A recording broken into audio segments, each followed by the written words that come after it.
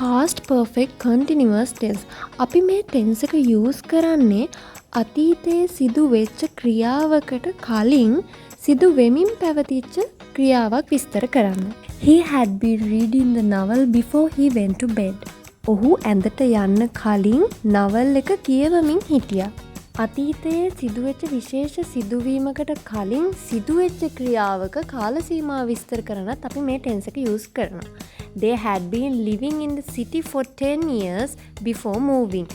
ඒගොල්ලෝ වෙන තැනකට යන්න කලින් නගරයේ අවුරුදු 10ක් ජීවත් වුණා. මේ අවුරුදු 10 විස්තර කරන්න තමයි past perfect continuous use කරන්නේ.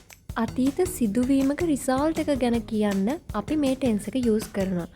The roads flooded because it had been raining heavily. තදින් වහිමින් තිබ්බ නිසා පාරවල් යට වුණා. මේ tense එකේ structure එක වෙන්නේ subject plus had been plus verb එක ing.